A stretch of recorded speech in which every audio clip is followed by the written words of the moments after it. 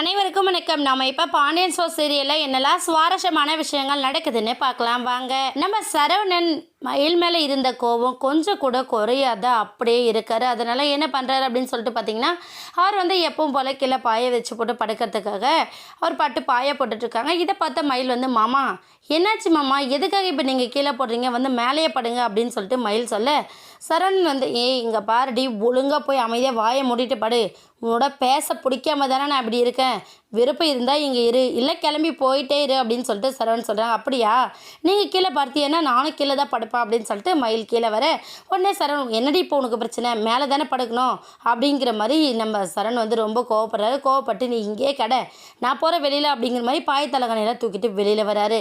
வெளியில் வந்ததுமே நம்ம மயில் ஒரு பக்கம் ஆர்கியூ பண்ணுறாங்க. மாமா எல்லா விஷயத்துலையும் நான் பொய் சொன்னேன் இல்லைன்னு சொல்லலை, ஆனால் குழந்தை விஷயத்தில் சத்தியமாகவே நான் பொய் சொல்லலை மாமா அப்படின்னு சொல்லிட்டு எவ்வளவோ சொல்லி பார்க்குறாங்க.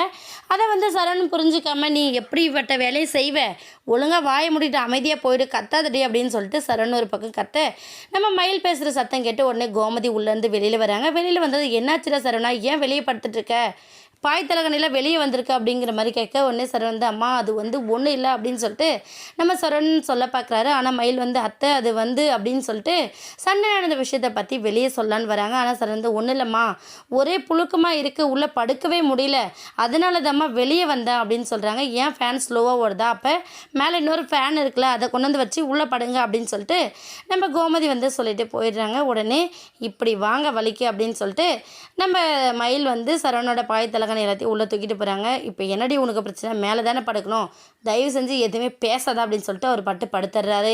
இன்னொரு பக்கம் மறுநாள் காலையில் என்ன ஆகுது அப்படின்னு சொல்லிட்டு பார்த்தீங்கன்னா, ராஜி நியூஸில் வந்த அந்த ஆடை பற்றியே ரொம்ப யோசிச்சுட்டு இருக்காங்க. இன்னமே இந்த கதிர் வரவேலே, கதிர்கிட்ட இந்த விஷயத்தை பற்றி நம்ம ஷேர் பண்ணணும் அப்படின்னு சொல்லிட்டு வெயிட் பண்ணிட்டு இருக்காங்க கதிர்க்காக. கதிருமே அவரோட ஒர்க்கெல்லாம் முடிச்சுட்டு ரொம்ப லேட்டாக வராரு. வந்ததுமே கதிர்கிட்ட சொல்கிறாங்க, இங்கே பாருங்கள், இந்த ஆடை பாருங்கள், நான் டான்ஸ் காம்படிஷனில் கலந்துக்கலான்னு இருக்கேன் அப்படின்னு சொல்கிறாங்க. உடனே கதிர் அதை பார்த்து என்ன நினைக்கிறாருன்னா, 10 லட்ச ரூபாய் என்னோட பட்ஜெட்டை நான் குறைச்சிட்டேன் அப்படின்னு சொன்னதுனால ராஜி அதுக்காக தான் டான்ஸ் காம்படிஷனில் கலந்துக்க நினைக்கிறா அப்படின்னு சொல்லிட்டு அவர் சொன்ன விஷயத்தெல்லாம் அனலைஸ் பண்ணி பார்த்துட்டு, இல்லை வேண்டாம் ராஜி, நீ கலந்துக்க வேண்டாம், எனக்கு அதில் விருப்பம் இல்லை அப்படின்னு சொல்லிடுறாங்க. இதை பற்றி நீ எப்போ கேட்டாலும் எத்தனை தடவை கேட்டாலும் நான் முடியாதுன்னு தான் சொல்லுவோம் அப்படின்னு சொல்லிட்டு கதிர் கிளம்பி போயிடுறாங்க.